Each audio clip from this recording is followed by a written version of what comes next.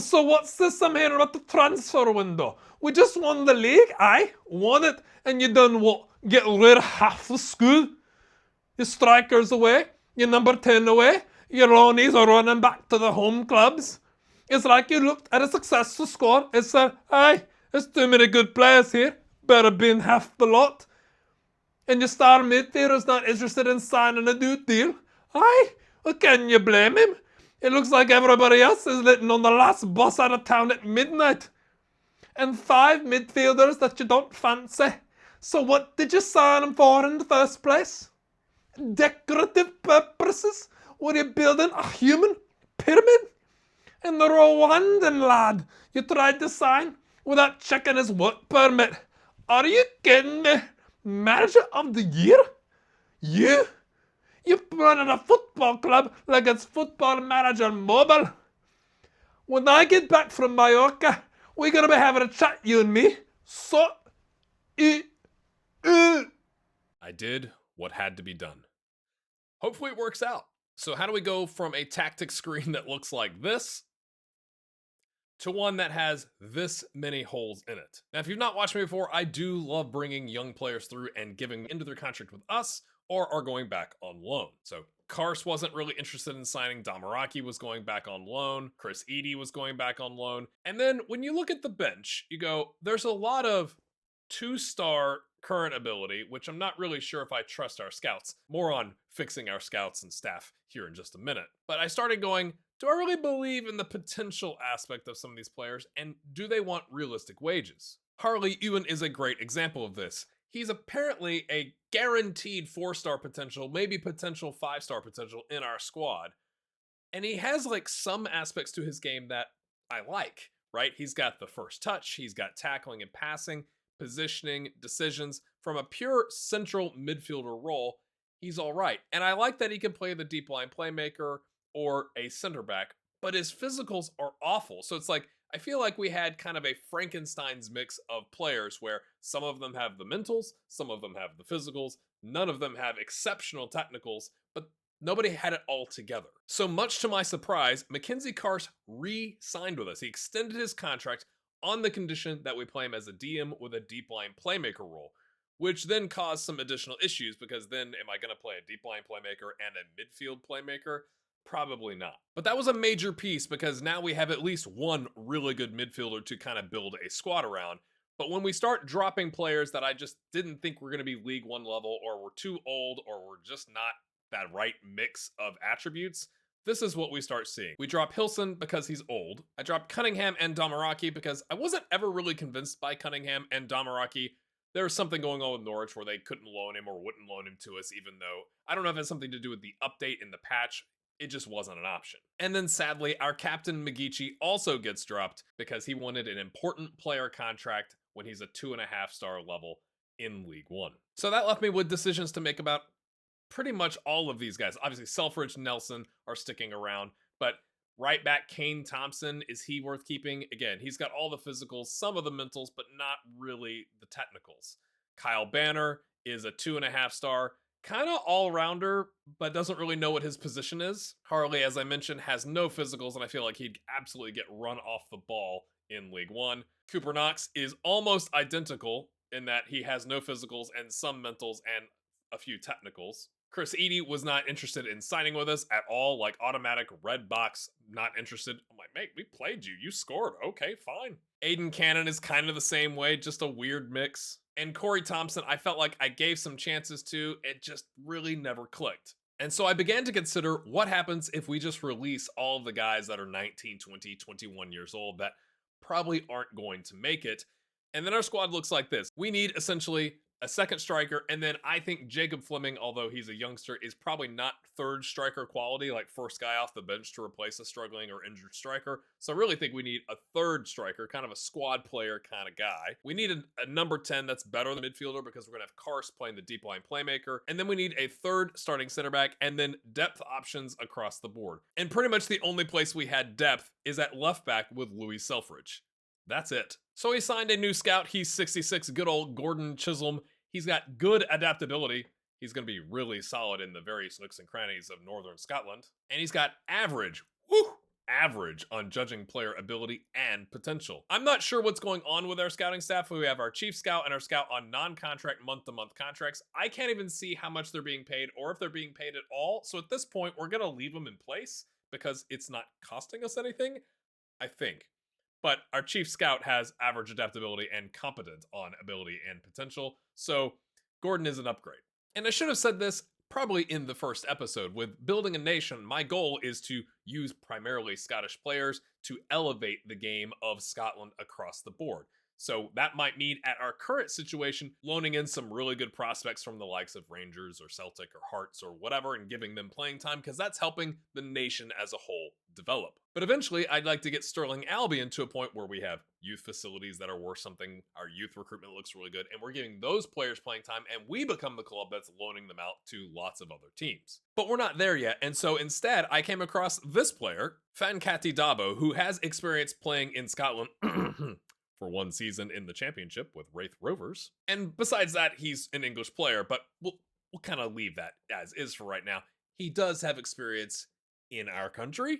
And as much as I like Jack Harkness, when I see this, I go, ooh, oh, that would be good. In particular because Jack is not back, but trust me, Harkness will get more than enough playing time. Of course, the problem with signing players that have played at the championship and anywhere in England, period, is that they expect a lot in wages, and so he's making $8.75 a week, and he had and through, lads. He was released on a free from Ross County in the championship as well, where he only got 4 appearances and 1 assist on a 6-4-3.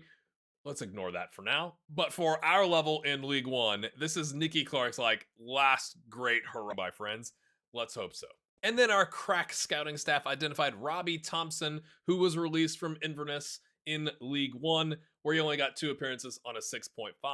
They said he was a 3.5 star at the number 10. Turns out that may not actually be true, but he's decent. He is a bit on the short side, so we're not going to be banging in crosses into the box for him. He's 5'6", but he's left-footed, and importantly, can also play a left center mid as well. More as a channel midfielder and not really as a central midfielder because his tackling is a 3. So he's kind of the Scottish Leo Messi of League One, maybe? And we got him on 300 a week. And we got Clark on 240 a week. And at this point, I'm feeling pretty good. We've got our second striker, we've got a number 10, we've got a pretty good looking right wing back. We've re-signed Kars. Our gaps are in midfield and at center back and kind of a backup goalkeeper. And this is where I forget that work permits are a thing. I use the transfer room in, and this is a little bit of a beef that I have, is that I put in all sorts of requirements for all of our needs to see what we would have come to us, which was actually quite interesting, except that the first batch of center backs were all from the continent of Africa, playing in the league there. In Rwanda, he has no caps, but he looked really good. He looks like a solid center back. His physicals, maybe not as much, but maybe for our level. I'm more concerned with, can he play just a regular center back? And yes, he's got 14, 14, 13, fantastic mentals. He's 26 years old, so he has time to kind of develop and grow, and maybe we'll get to use some of that leadership in the future that he's got. Physicals maybe probably won't improve, but he's right-footed, and I thought, you know what? There's your Ross McGeechee at right center back replacement. Except that his work permit got denied because he doesn't have the required number of points from league matches, level of league, achievements in the league or Continental Cups to reach the points threshold. And it said we could appeal it, and at that point I went, I don't even really think that's worth it. So I went, let's go after Charles Ondo.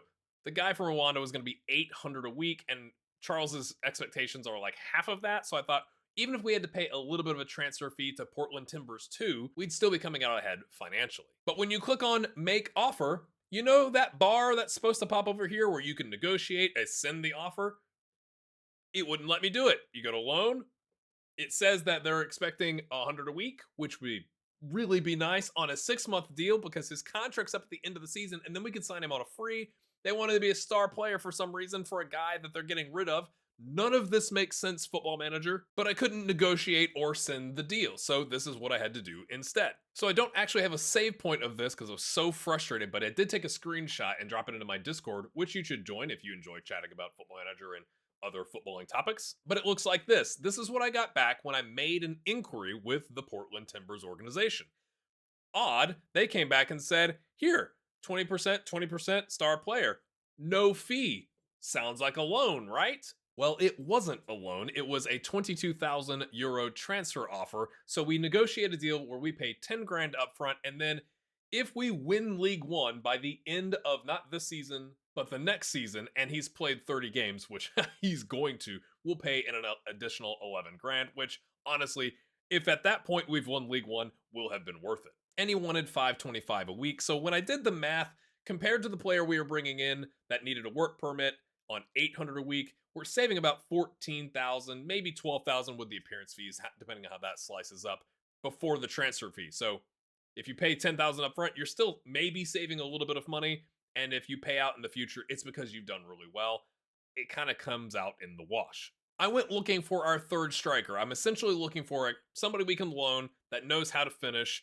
That I wouldn't mind if you had to start, a run of games if we get some injuries or something like that. Somebody better than Jacob Fleming, but not better than our existing strikers. So we come across Callum Stewart, who's at Shrewsbury, surplus to requirements, has a year left on his deal.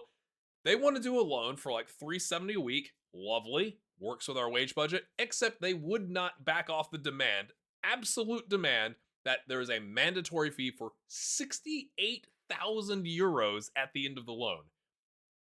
I was even like, well, maybe we could do 20 grand, and if we win the league, we'll give you another 20 grand or something like that. Not that I think he's that good, but he's all right. And they would let him play as a squad player, which I thought was really important.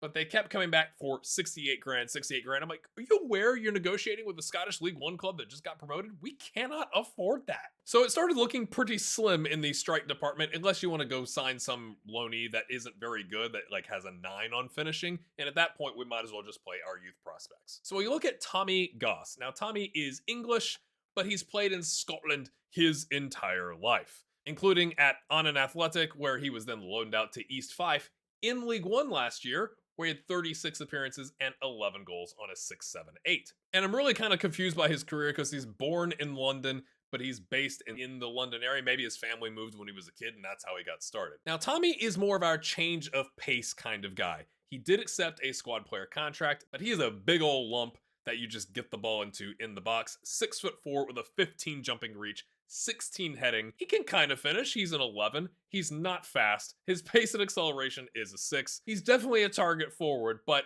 I thought, you know what, if we're at the end of a game and Shanley is tired or Nicky Clark isn't doing so well, we can throw him up there and just see what happens. And he's capable. And so we signed him on 470 a week with a 100 euro per appearance. Again, it's a 1-year deal, so we're not like stuck with him forever. And importantly, he did want that squad player contract, so he shouldn't be complaining much about playing time. Then we went looking for a lone goalkeeper from Rangers because we have an affiliation with Rangers, and there's Sam Reed. Sam is decent. He's not fantastic, but if you don't have to pay for him and he's a goalkeeper that can come off the bench if Aaron Lennox gets injured, I kind of went fine. But I ran into yet another bug in Football Manager. Now, I've gone back to the middle of June so I can show you how this actually worked in the game, because sometimes you just feel crazy. But I wanted to show you Rangers and Celtic are in the Champions League, Kilmarnock is in the Europa League, and Aberdeen and Hearts make the Europa Conference League. And Arsenal beat Real Madrid in the Champions League. So if we go to Sam Reed and we want to loan him, we go here, we click make an offer, we click loan offer, and they want first choice goalkeeper, and I went backup. And then you click, and I also wanted end of season, so they're like, yeah, you can have him. Don't pay for him. All right, let's get rid of the can be recalled so they don't yank him in the middle of the season when we might actually need him. And then you click suggest terms. And then you'll notice here, the box goes blank.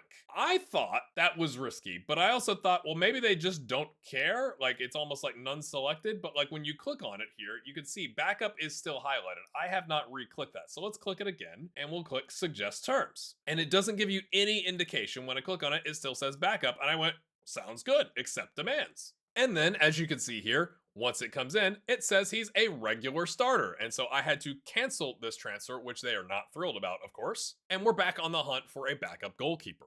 We found Aidan McAdams, who looks actually really, really good. 27 years old, released on a free from Arbroath on the championship where he did a 6.62, but maybe that's because he's more of a League One keeper. But he demanded first team minutes and being the first choice goalkeeper. And how I play FM is Aaron Lennox got us to League One. I feel like he deserves at least a chance to see how he does. I even offered Aidan McAdams the backup spot and then the next season as the first choice goalkeeper, and he said no thanks. So instead, we've brought in some try lists. We've got Brett Long, who is a homegrown player, although it says Northern Ireland. He's played pretty much exclusively in Scotland his entire life. He was in Dumbarton last season and then got loaned down to the WSOS Premier with Beef Juniors. I'm not exactly thrilled about that, but he looks decent. Like, I'm actually surprised he's at that level and only considered a 2-star with 2-star potential current ability, because mental's not fantastic, but from a straight up just being a goalkeeper, even a ball playing goalkeeper like we have him, he's not bad. But then I called an old friend. It's Cammy Benny. Cammy is a homegrown prospect from Stirling, Albion. He played at Stirling from 2014 all the way till 2021, then left on a free to Albion Rovers, and then went to Linlithgow Rose, probably with Blair Henderson, who I mentioned in a previous episode was a striker that played for Stirling kind of in this time period before he left. Cammy is not fantastic from a technical aspect, especially in comparison to Brett Long, which is why I'm confused. How are these players both considered 2 stars? When you look at this graph, it looks like Brett Long is significantly better than Cammy. I haven't made a decision yet. They're still on trial.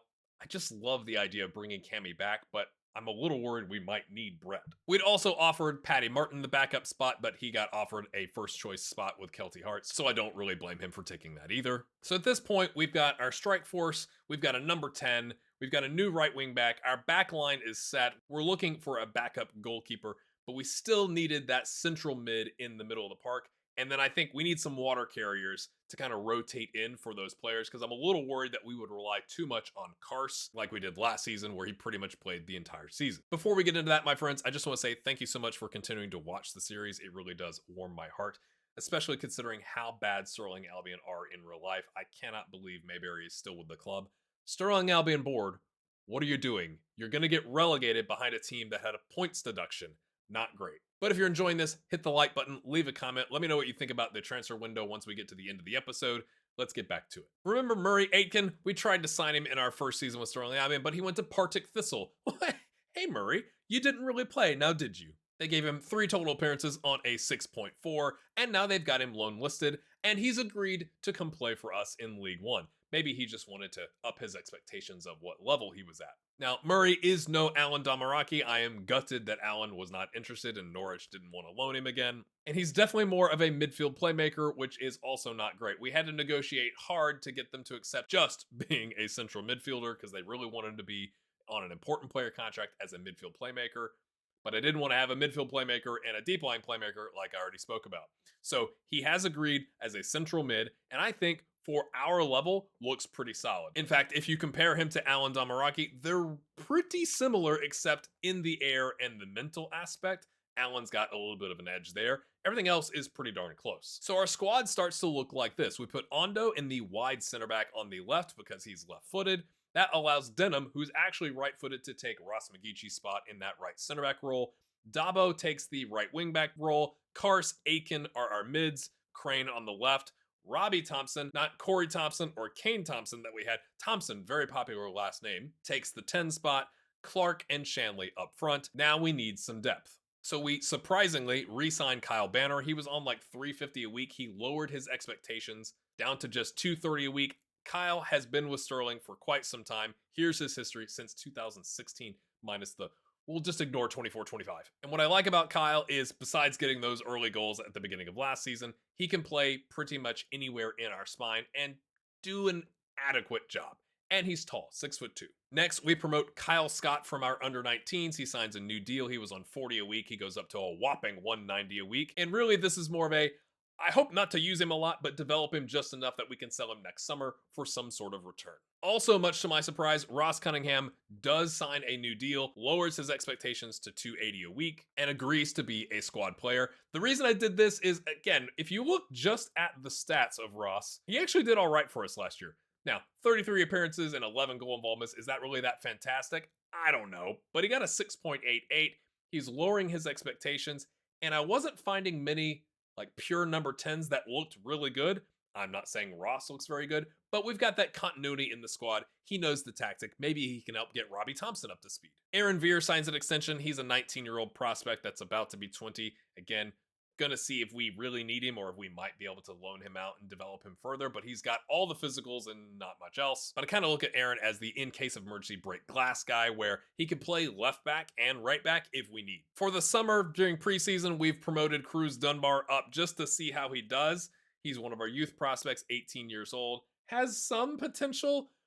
The mentals are not great, but it's more of like we're going to play a bunch of games in this competition, so let's just have somebody else. And last but not least, we bring back Ronan Hughes. Not from my time with Stirling Albion, but he has been on loan here twice in 2018, 19, and 1920. He's a Hamilton product. He got loaned out, then went on some frees after his time with Hamilton ended. He's 27 years old, and again, I think Ronan is one of those water carrier guys.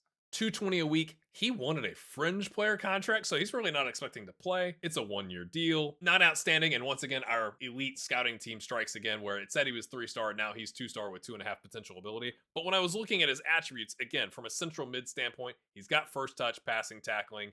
Decision's not so great, but teamwork is all right.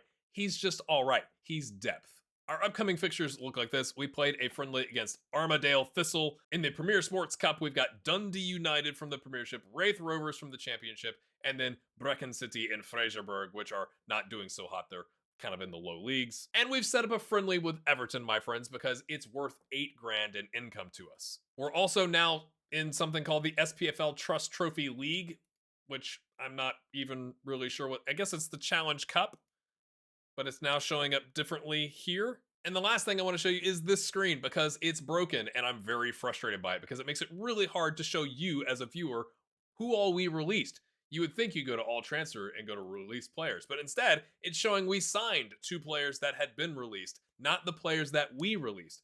Oh, GHG, it's because it was from last season. Go to like the last season. Nothing there at all. All transfers from last season, also not there, and we brought in players last season. Oh, FM. So that's where we're going to wrap it up, my friends. As you can see here, we had 43,000 originally in the transfer budget. We've only spent 10 grand plus a little bit of like loyalty bonuses and stuff like that.